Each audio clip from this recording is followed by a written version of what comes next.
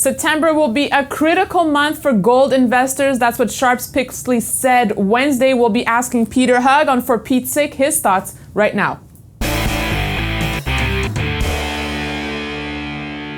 As always, I am joined by the wonderful Peter Hug. Thank you so much for being with me again, Peter. You're welcome, Daniela.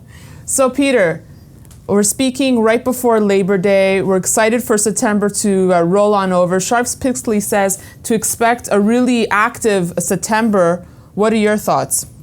Yeah, that's been my premise for the past month or so, that after Labor Day, I think the big money comes in and the conviction of the market will show itself. And I do think that September is going to be a key month for the metals to establish whether the uptrend continues or whether there's going to be some more profit taking. Right. Well, they mentioned that it's not only because of the Jackson Hole meeting that kicks off Friday, August 31st to September 1st, but also because of the big ECB meeting happening September 6th. What can we expect to come out of that, Peter? Well, I think, if I were guessing right now, I think Bernanke is going to talk along the lines of the Fed meetings of early August.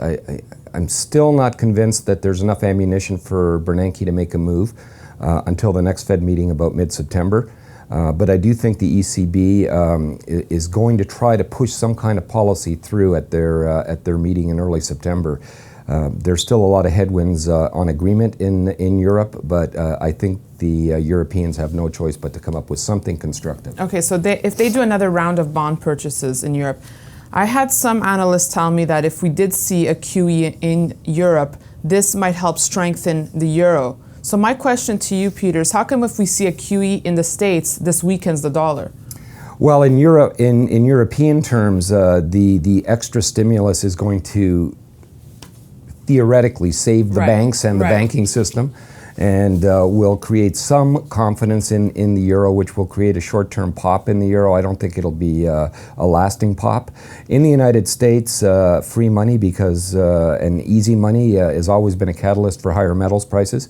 Gold is denominated in dollars, and so you get the opposite result in the United States. When the Fed eases, they force the dollar down, and that's bullish for gold.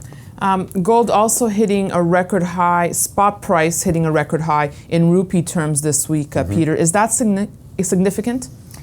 Well, I think it's more the rupee devaluing than the gold price going up. I mean, the gold price has gone up $100 over the past 3 weeks.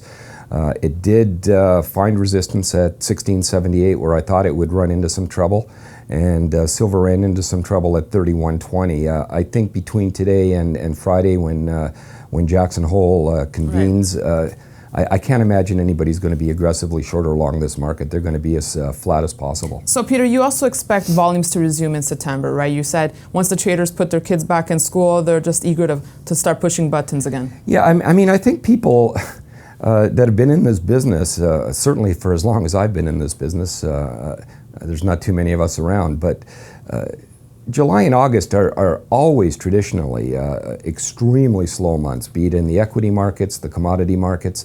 Last year was an aberration because of what was going on in Europe, but generally July and August is, that's when I used to run a big trading desk for a bank. 90% of my staff were encouraged to take their holidays in August because that's generally very quiet. Come back in September, people are reconfiguring their portfolios. They're trying to get the best bang for their buck in the last quarter of the year before they, especially the fund managers. So there's much more activity in the market and bigger money in the market. Okay, Peter, so what are some key numbers that you're looking at for gold this week? This is a tough call. I do not believe Bernanke is going to say anything. And if I'm right on that, I think gold may soften. I do believe it'll find support in the initially 1650 range, but certainly at 1620. And I think silver will find support if it does break 30 in the 2920, 2950 range.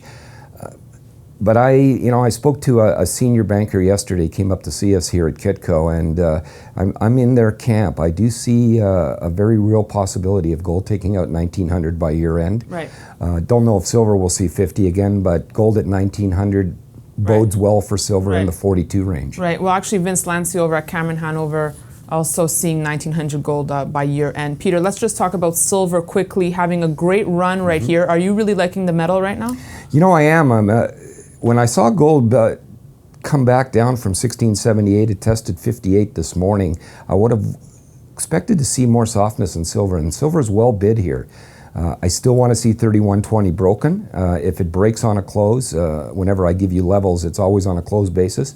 But if I see 31.20 broken, I do think 33.34 is in the card short term. 31.20 silver. Yep. Thank you so much, Peter. And just on a final note, you'll be traveling a lot coming up, so when will we see you again? Well, if not in person, certainly by Skype, but so I plan to continue doing this on a weekly basis. Okay, good. We look forward to it. Thank you so much, Peter. You're welcome, Daniela. And thank you for watching this edition of For Pete's Sake. You can email both of us any questions you may have at newsfeedback@kitco.com, or better yet, you can tweet me directly at Daniela Camboni. For Kitco News, thanks for watching.